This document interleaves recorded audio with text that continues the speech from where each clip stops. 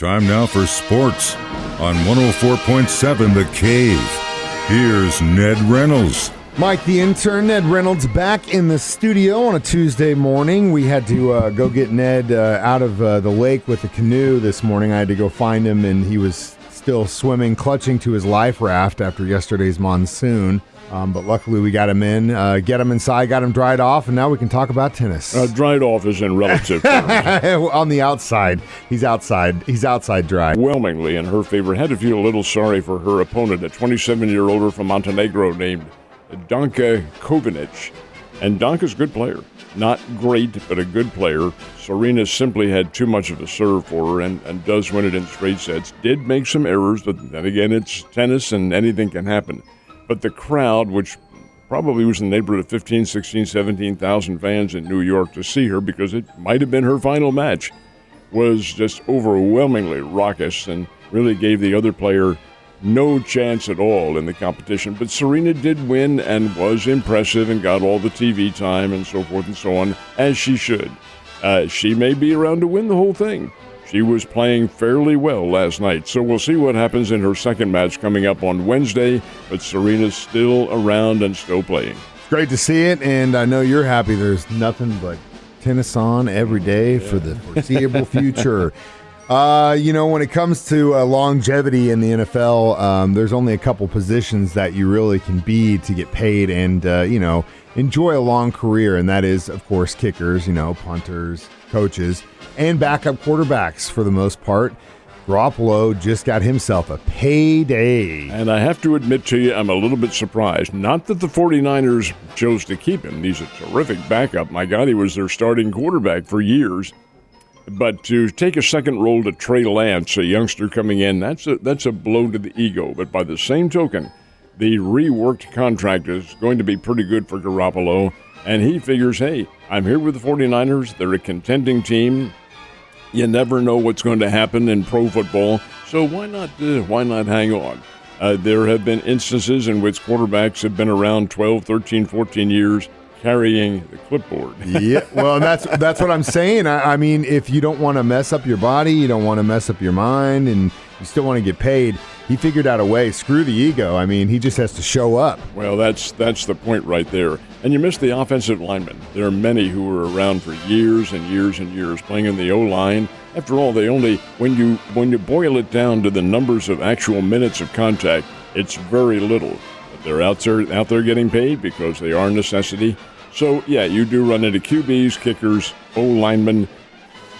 It's an interesting profession, but yeah, Garoppolo will stay with the 49ers as a backup. Wild stuff, man. All right, so it's been kind of rumblings going on about unionizing minor league baseball. Your thoughts on that, well, sir? For a number of years, Major League Baseball and the players were adamantly opposed. They say, hey, the minor leagues are there. They're there to get well. You're not going to get rich. I think some of the players earn as much as $400 a month playing baseball. So obviously they have to have other jobs. Well, the major leaguers had other jobs for many years. Well, the complaints have become a little bit more vocal and louder in the last several years. So now Major League Baseball has said, we might ought to investigate this a little bit. So they have the minor league players, and the way it works is if 30% of all the minor league players say, hey, yeah, we'd like to consider unionizing, then the petition will be presented to the National Labor Relations Board, and an election will take place. Now, does the election mean that they'll have the union? Well, it's got to win first. But it is possible that the minor leaguers could be unionized, and that does present a slightly different circumstance. It wouldn't be the same as what the major league players have, and it would be conducted separately. But it would gain them perhaps a little bit better wage. They're playing for pretty low wages right now, and maybe some better conditions. I know the minor leaguers would love to fly to games instead of taking those horrendous bus trips, but then again, that's incentive to get out of the minor leagues. It is, and it's also a development thing, but you also have to have some sort of revenue source. So my fear is that they do this, they go down this road, some of these teams that get really low attendance and aren't making that much money, they're going to face some serious uphill battles. Well, yeah, Mike, that is right. The St. Louis Cardinals own the Springfield Cardinals, and that is a rarity for a major league team to own the actual rights to a minor league team and own them and govern them like that. Most of the minor league teams are owned by private individuals, but they're private for a reason because they have a lot of money.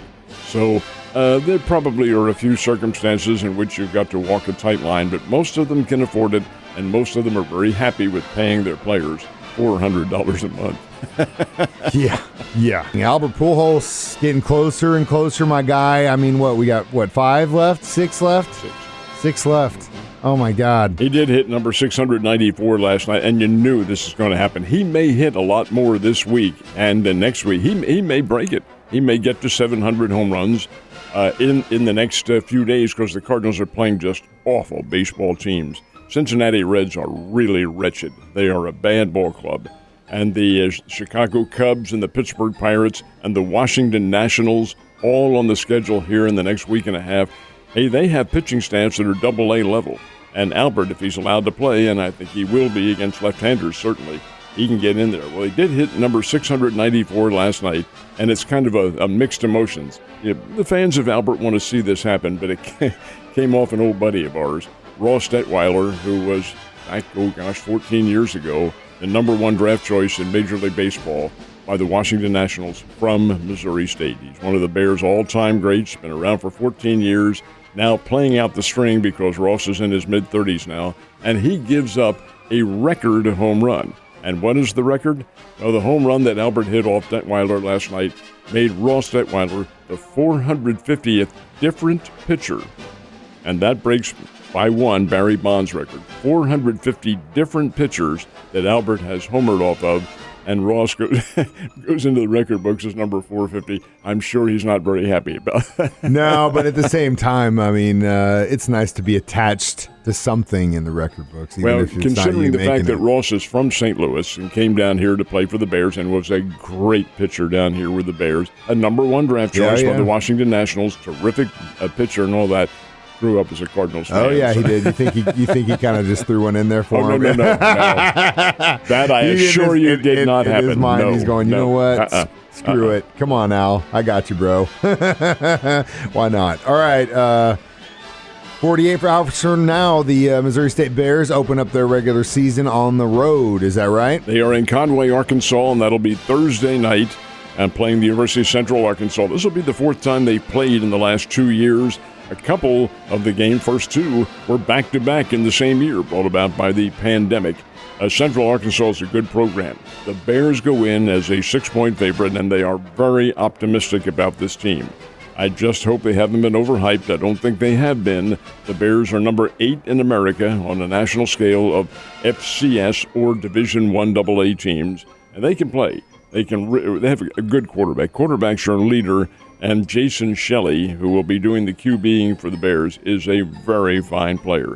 So the Bears are really anxious to play somebody else other than themselves, and that will be the case on Thursday night. And then the grind begins, and it is a grind. Those first 4 games are really going to be tough. They are going to be tough, but you know what? I like the Bears' chances this season, and I think they've got a really good foundation to build upon. All right.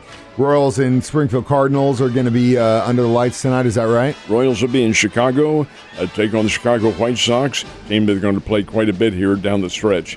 And the Springfield Cardinals are home, opening up a 2-week stand, and this is their final home stand of the year. But it's a big one because the Springbirds trailed the Wichita Wind Surge by 5 games in the standings, and this is for a berth in the playoffs. And that's the team they're playing, the Wichita Wind Surge, beginning tonight. 6-game series, Tuesday, through Sunday. Should be very interesting. I really feel like Springfield has to win, I'm going to say 4 of the 6 to be significant in the playoffs. A split with this team leaves them even up with only about 12 games remaining in the season. So let's see if Springfield can come up with it. They're certainly capable of doing that because they do have some good bats in that lineup.